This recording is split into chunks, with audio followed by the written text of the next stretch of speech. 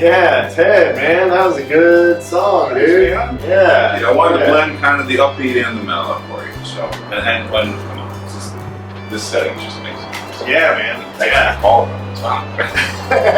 Of course, dude. Of course. Yeah. Well, I've been following you, like I said, and doing all your music and the talent that you've been producing and creating over the years. And I'm in LA. You're in LA. Let's catch up and play some tunes and get you on Rowdy Radio again. It's been too long, man. Yeah. No, it's great to be here. It's just great it's always great to catch up. It's always great to see what you're up to, and there's a lot to talk about. So it's been cool. Yeah, for sure. And speaking about talking about stuff, so a few years ago, Chicago Cubs knocked it out the park.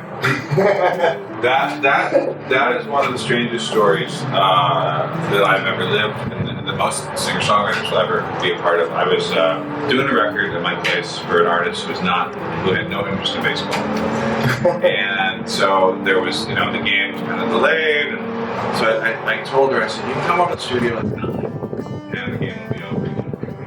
And of course it wasn't, so she shows up, and so then it was a rain delay, and so we start working, and then the game came on again, and I just told her, the ghost of my dad and 8 million other people are going to come and kill us all if we do not go downstairs right now and watch this game.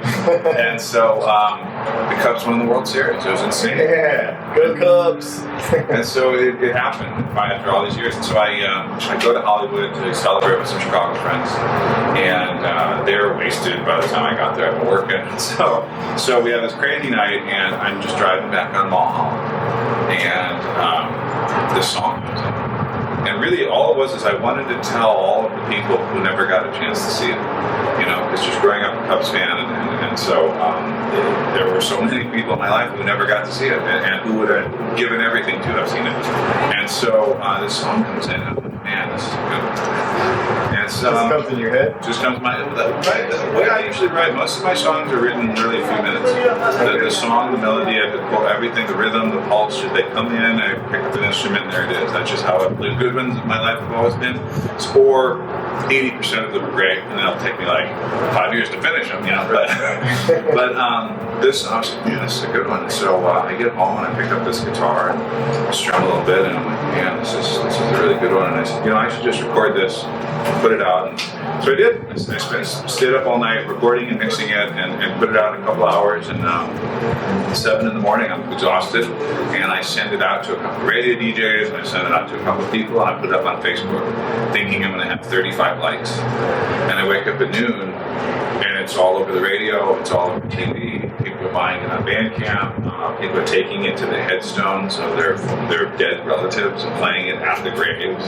People are taking the song and playing it at Wrigley Field from the phone.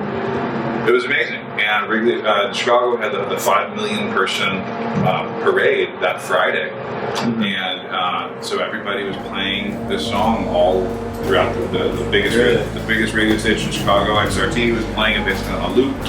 And I got a contact on the following Monday. The Baseball Hall of Fame reached out to me, and they said we're going to put the lyrics in the Baseball Hall of Fame on November 7th, 2016. And as a kid growing up playing baseball, and as a guy who just, wanted to do that, and would always joke with my dad, like, one day I'll be in the Hall of Fame. Every kid says that, right, about what the sport that they're into, and I am. That's crazy. You have no affiliation with the Chicago Cubs, yet you are in the Baseball Hall of Fame with the Chicago Cubs. And it's that's amazing, man. Yeah, and so then the vinyl version of the song came out for Record Store Day of 2017, and it was a very special vinyl, and so the vinyl's also in the Hall of Fame, and it's just the weirdest thing. I remember having a conversation with Nikki Sixx about it from Motley Crue, and so he was playing this like folk song about baseball on his radio show because he was so blown away by the story, and so it's like, man. And it was funny that 12-year-olds are buying a folk song about baseball and loving it. 50-year-olds, 70-year-olds are buying a folk song about baseball and loving it. And so it's cool. Man. How often is a folk song about baseball a hit? Right? I don't know. I mean, were you eating peanuts while you were writing the song? I might as well have been eating peanuts and Cracker Jacks and Right? and just, you know. Was that the magic touch, or? It might have been, and you know, and it's a thing, and I wrote it on this guitar, and yeah, you got a kind of. I heard that you got a crazy story about the guitar too, which kind of ties into this whole thing. In March of that year, in March of 16, I got a call from a place where I keep my gear here in the LA area, and they said an artist would like to sub-rent your guitar for some recordings and some performances. And I said, I don't really rent this guitar to anybody. It's a very special guitar to me. And they said, this is a pretty high-end special artist. And I said, well, how high-end? How A-list? And they said, pretty A-list. And it turned out to be Bob Dylan. And I said, I'll let my guitar go out to Bob. And so, good old Bob, you know, he needs a guitar tonight. He needs a guitar, and so the guitar. He needs this guitar tonight. He needs this guitar because he plays this model of guitar live, and that's his thing. So when this Gibson J45 came back from Bob, the strings were still on it, and so I wrote a bunch of songs with those strings still on it, and one of them was "The Cubs Won It All" in 2016. And so it had some mojo, but it also then led to a guitar.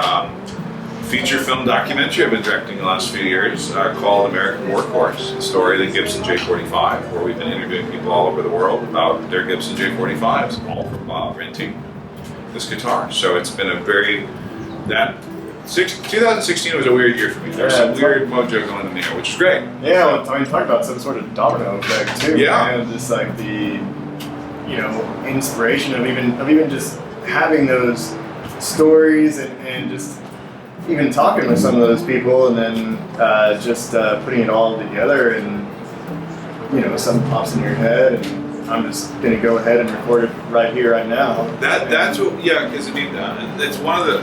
I've recorded a few. There's a few songs on my Trembling Moon record that were recorded completely spontaneously. One of them is Desert Driver. One of them is Fleur de Lis. I actually really enjoy working that way. I just like having lyrics come in.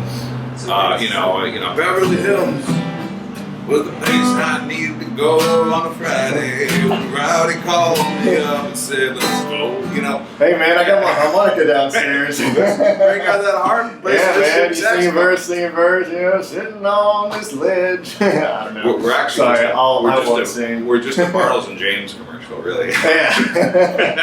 It's like the younger version. But, you think this mic is plugged in? You think these cameras are really going to zombie land? Yeah. And so it was a weird, cool year, and then when that song came in, it's one of those examples. Some people have asked me like, "How has that changed your life?" I'm like, "What if I had gone to bed?" Yeah, right. Oh, I'll record it in the morning. Right, right. And so like, I forgot. If you live no mañana, do it. And so honestly, for all you recording artists out there, singer-songwriters, screenwriters, and painters, anybody. If you have that idea, do it. You never know what's going to happen, honestly, because it's like it's a you crazy. You too may end up in the or what? You too can prevent something. Procrastinating. Should have seen Game 7. Man, that was fun. Tied in the ninth when the rain coming down. Extra innings, Cleveland town. I got a story that you might not believe, but the Cubs won it all in 2016. Yeah, the Cubs won it all in 2016. Well, they had the pitcher, and they had the bats. Threw away the Bartons and Cats. Joe Madden got them going. They worked as a team. And the Cubs won it all in 2016. Yeah, the Cubs won it all in 2016. Well, holy cow, the world champions now. Wrigleyville's wrapped in a dance. Harry and Steve, Ernie and Ron, Tinkers, Evers and Chance. I wish there were a way to have another catch. To thank our folks for teaching us that. If we could just have one more dog and a beer and explain to them we have no more use for the expression, maybe next year. Cause I know it happened, but it still feels like a dream. The Cubs won it all in 2016. Yeah, the Cubs won it all in 2016.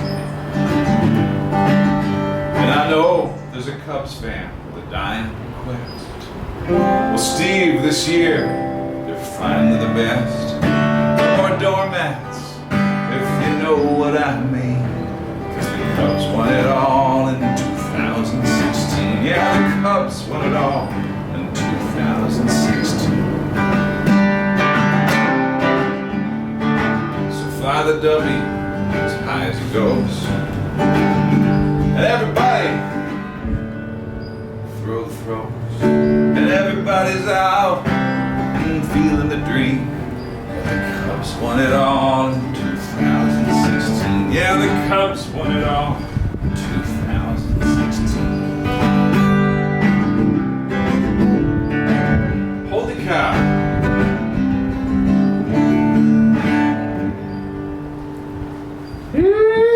Yeah. Just one of these crazy, very emotional songs that just racked up all my random wacky baseball knowledge, and I'm glad that ended up in my brain somehow because it came out in the song. And there's a much longer version. There's many more verses. It's funny because it's one of these songs that people really love and get very emotional to, but in a rockin' audience and a crowd, it's not really that kind of song. It's not like let's go get 'em song, and it's been kind of interesting when a whole huge audience of people are like, we want to hear this song in the middle of one of my big rock shows, big amps and stuff. And then we play this like beautiful, slow baseball folk solid ballad, and they're like, start crying. So it's cool. I'm real proud of that song. It's amazing where that song has taken me in my career. So awesome. Yeah. Thanks so much. Ted Wulfers and Cubs. We won it all in 2016, man. Yeah. It is in bronze in the Hall of Fame. Yeah.